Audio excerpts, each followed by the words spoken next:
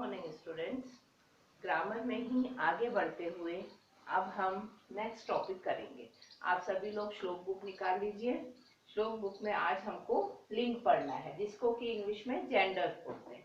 आपने देखा होगा, आप जब बाहर खेलते हैं अपने फ्रेंड्स के साथ या फिर स्कूल में, आप लोग सब मिलजुल कर एक क्लास में बैठते हो, एक साथ पढ़ते हो, एक साथ खेलते हैं, खाते हैं, हम सब कुछ हम मिलजुल कर करते हैं। तब हम ये नहीं सोचते कि ये बॉय है या ये गर्ल है, बस उस समय हम एक साथ एक होते हैं, फ्रेंड्स होते हैं, क्लासमेट्स होते हैं।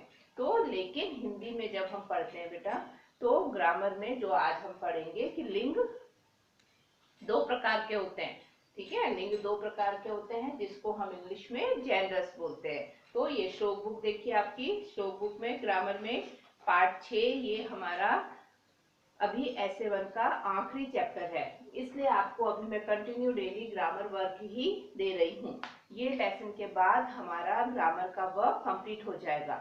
आप लोग ऑलरेडी ग्रामर पोर्शन में चैप्टर्स के अलावा पार्ट 5 तक कंप्लीट कर चुके हैं। उसके अलावा आपने अनुच्छेद किए 2 अनुच्छेद, मेरा अच्छा मित्र और गाय के ऊपर आपने कहानी करी, नादार कुत्ता की।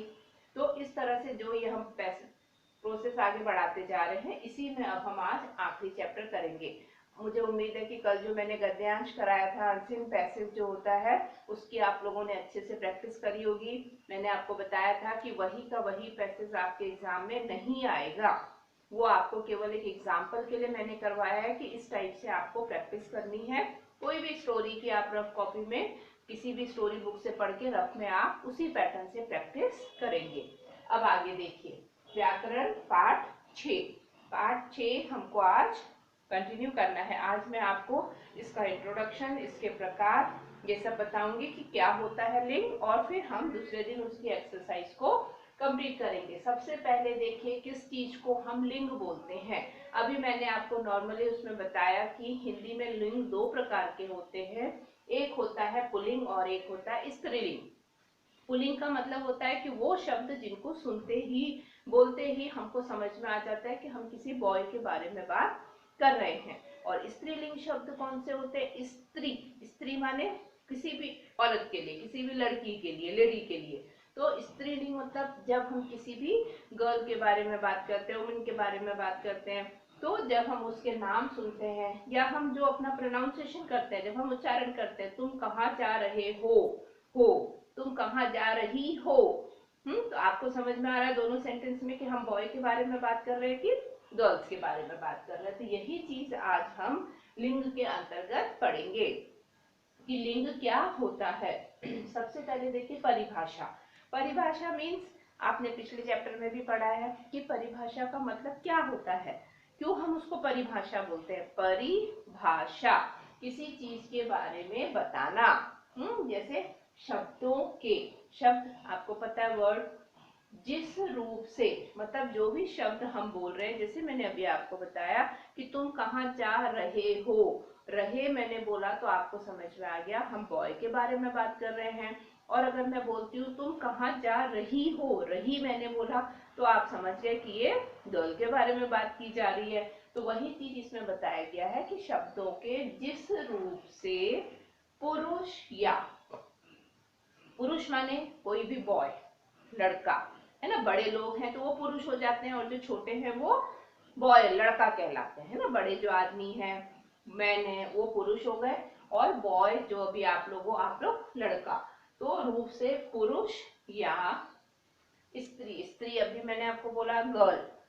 जाति, जाति मतलब उनके बारे में, जाति का मतलब यहाँ पर किसी विशेष जाति वगैरह को शो करना नहीं है। यहाँ पर जाति का मतलब है कि जब हम जो भी कुछ बोल रहे हैं तो हमको बोलने से समझ में आ जाता है कि हम बॉय के बारे में बात कर रहे हैं कि गर्ल के बारे में बात कर रहे हैं, इसलिए यहाँ पर जाति शब्द का प्रयोग किया गया है।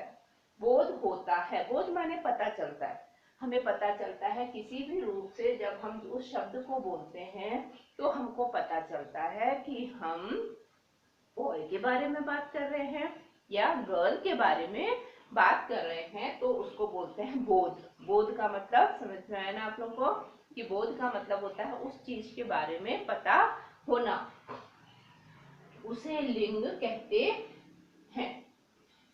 ये क्या है, इसकी परिभाषा है कि मतलब लिंग क्या होता है, किस चीज को हम लिंग बोलते हैं। जैसे आपने नाउन में पढ़ा था व्हाट इज नाउन, वैसे यहाँ पर व्हाट इज लिंग, जेंडर। जेंडर्स क्या होते हैं, लिंग क्या होते हैं। तो वही चीज है कि शब्दों के जिस रूप से पुरुष या स्त्री जाति का बोध होता है उसे लिंग कहते हैं। आप तो बस साधारण रूप में याद रखिए कि वो शब्द जिनसे हमें पता चलता है कि हम बॉय के बारे में बात कर रहे हैं या गर्ल के बारे में बात कर रहे हैं तो उसे हम लिंग या लिंग कहते हैं। अब देखिए ये ऊपर आपके इसमें पिक्चर्स दी हुई हैं, 4 पिक्चर दी हैं। इसमें पिता, माता, दादी, दादा। तो आपको समझ में आ रहा है कि माता मतलब मम्मी के बारे में बात हो रही है, गर्ल है। दादी, दादी के बारे में बात हो रही है, गर्ल के बारे में बात हो रही है, वुमेन है वो, है ना। तो आपको पता है कि ये बॉय है और ये लड़का। तो अगर पिता है तो उसका स्त्रीलिंग क्या हो जाएगा, माता। दादी है तो दादा। तो आपको इन वर्डों को ध्यान से पढ़ना है, समझना है कि इस वर्ड में आपको किसके बारे में इंडिकेट किया जा रहा है। दादी के बारे में, मम्मी के बारे में, पिता के बारे में, दादा के बारे में। तो वर्ड पढ़ते ही आपको समझ में आ जाएगा कि हम किस जेंडर के बारे में बात कर रहे हैं, किस लिंग के बारे में बात कर रहे हैं। इनमें आपको जो रेड लाइन से, रेड इंक से लिखे हुए हैं वो आपको बता रहे हैं कि ये पुरुष जाति के हैं और ये स्त्री जाति के हैं। ठीक है, ये 2 पुरुष जाति के हैं और ये 2 स्त्री जाति के। तो वो चीज इन वर्ड्स के द्वारा आपको बताया गया है। अब नीचे देखिए परिभाषा, यहाँ सब लोग लर्न इट लिख लिया करिए। परिभाषा को आपको पढ़ना है, भले रिटर्न में अलग से नहीं लिखना है लेकिन आपको परिभाषा को क्या करना है, लर्न इट करना है। जब ये परिभाषा मैंने लिखी है आप यहाँ पर लिख लीजिएगा लर्न इट। जब भी आप इसको रीड करेंगे तो आपको परिभाषा 1 बार 2 बार 3 बार जितना भी आपके पास टाइम है उतनी बार आप डेफिनेशन को पढ़ते जाएंगे। आप 4-6 बार इसकी रीडिंग करेंगे तो ऑटोमेटिकली आपको वो डेफिनेशन लर्न हो जाएगी, आपको उसको रटने की जरूरत नहीं है। अगर आप इसको ध्यान से समझते हो तो आपको पता है कि लिंग किसको कहते हैं। कैसे हमको पता चलेगा कि ये पुल्लिंग है कि स्त्रीलिंग है। अब देखिए लिंग के प्रकार, उसके नीचे आ जाइए। लिंग के प्रकार, लिंग के प्रकार मतलब लिंग कितने प्रकार के होते हैं, कि कितने प्रकार के लिंग होते हैं, ये चीज हमको अब इसमें आगे पढ़ना है। सबसे फर्स्ट हिंदी में 2 लिंग होते हैं। हिंदी में केवल 2 लिंग हैं।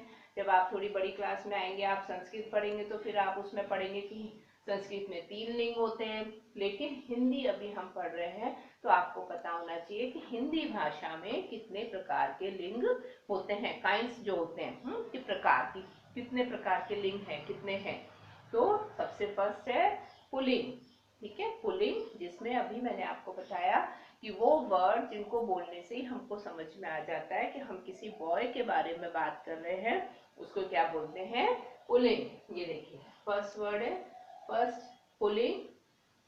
मस्कुलाइन जो होता है इंग्लिश में उसको पुल्लिंग बोलते हैं। अब दूसरा है स्त्रीलिंग। दूसरा कौन सा लिंग होता है, स्त्रीलिंग। वो शब्द जिनको पढ़ने से, बोलने से हमको समझ में आ जाता है कि हम गर्ल के बारे में बात कर रहे हैं, स्त्री के बारे में बात कर रहे हैं, तो उसको स्त्रीलिंग बोलते हैं। मतलब लिंग 2 प्रकार के होते हैं, एक पुल्लिंग होता है और एक स्त्रीलिंग होता है। बस आपको इतना ध्यान रखना है कि लिंग के कितने प्रकार हैं, लिंग के 2 प्रकार हैं। फर्स्ट है पुल्लिंग और सेकंड है स्त्रीलिंग। तो उसमें वही, अब देखिए नीचे डेफिनेशन। अब पुल्लिंग, पहले अभी हमने सिंपल लिंग की परिभाषा पढ़ी कि लिंग क्या होता है, उसके बाद लिंग के कितने प्रकार हैं। अब जो उसके प्रकार हैं उनकी परिभाषा क्या है, हमने जैसे पढ़ा कि अभी पुल्लिंग और स्त्रीलिंग। तो अब पुल्लिंग किसको बोलते हैं, क्या है पुल्लिंग। बहुत सारे उदाहरण है, किसी का भी नाम, जैसे मैंने बोला मोहन, राम, अनवर, अमन। तो ये सब हमको बोलने से ही समझ में आ रहा है कि हम बॉय के बारे में बात कर रहे हैं। तो इसमें आपको यही बताया गया है कि जिन जिन शब्दों से पुल्लिंग जाति का बोध होता है। अभी मैंने आपको बताया कि जाति मतलब क्या चीज है, कि वो वर्ड हम पढ़ते ही लिखते ही समझ जाते हैं कि किसका बोध करा रहे हैं, बॉय का कि गर्ल का, इसलिए यहाँ पर जाति का प्रयोग हुआ है। यहाँ पर भी वही चीज है कि वो शब्द जिनको बोलने से या पढ़ने से हमको समझ में आ जाता है कि हम बॉय के बारे में बात कर रहे हैं, तो उसको हम क्या कहते हैं, पुल्लिंग।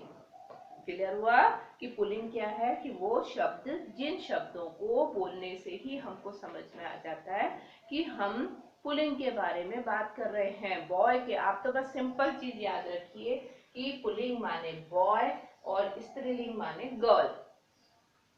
ठीक है, कि पुल्लिंग माने बॉय और स्त्रीलिंग माने गर्ल। ऐसे आपको 5 बार 10 बार उसको रिपीट करते जाना है, रिपीट करते जाना है। पुल्लिंग मीन बॉय, स्त्रीलिंग माने गर्ल, पुल्लिंग माने बॉय।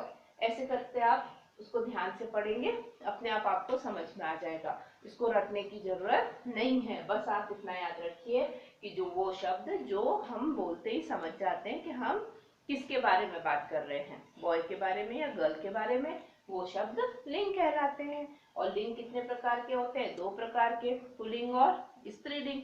पुल्लिंग क्या होता है? जिससे हमको बॉय का पता चलता है, पुरुष जाति का पता चलता है, उसको हम पुल्लिंग बोलते हैं। और गर्ल क्या होती है? जिनसे हमको स्त्री जाति का बोध होता है, मतलब हम किसी गर्ल के बारे में बात कर रहे हैं, वो स्त्रीलिंग होता है।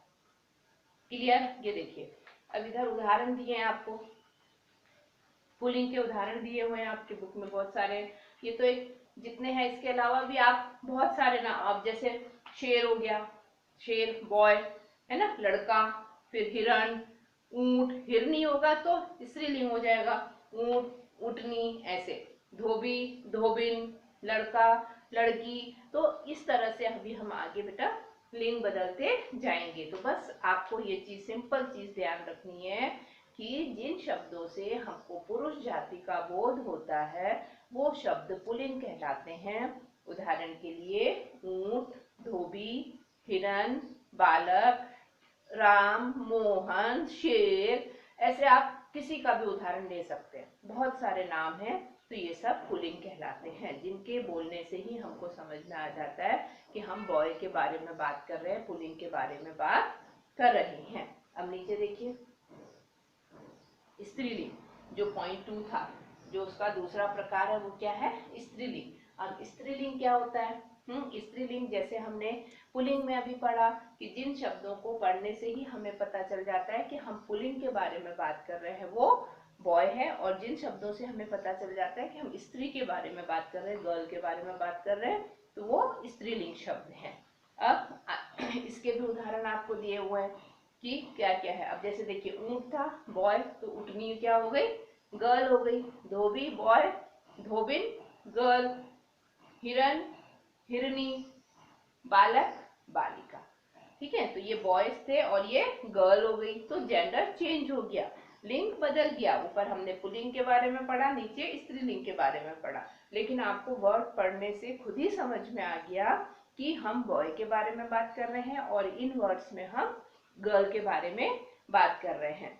अब देखिए, यहाँ पर आपको उदाहरण दिए हुए हैं, नीचे बहुत सारे उदाहरण दिए हैं, तो ऐसा जरूरी नहीं है कि जो उदाहरण आपको बॉय के दिए हैं तो आपको गर्ल के करने हैं तो आपको वैसे ही पढ़ना है। आपको हो सकता है गर्ल का आएगा, मैडम पूछेगी तो आप बॉय का बताएंगे, और बॉय का पूछेंगे तो गर्ल का बताएंगे। ठीक है, लिंग चेंज कर लो। इसी में देखिए, ऐसे यहाँ पर बहुत सारे दिए हुए हैं, भाई, बहन। आपको ऐसे पढ़ते जाना है कि सबके आपको एक एक करके इनको पढ़ना है। नाना, नानी, हो सकता है नानी आए तो आप नाना पढ़े लिखेंगे, और नाना आए तो आपको नानी लिखना है, तो आपको लिंग बदलना भी आना चाहिए। चाचा, चाची, तो चाची, चाचा, इस तरह से। ठीक है ना। नर, नारी, नर माने मनुष्य, आदमी, बॉय, और नारी माने स्त्रीलिंग, औरत। फिर शिक्षक, शिक्षिका, शिक्षक सर, शिक्षिका मैडम।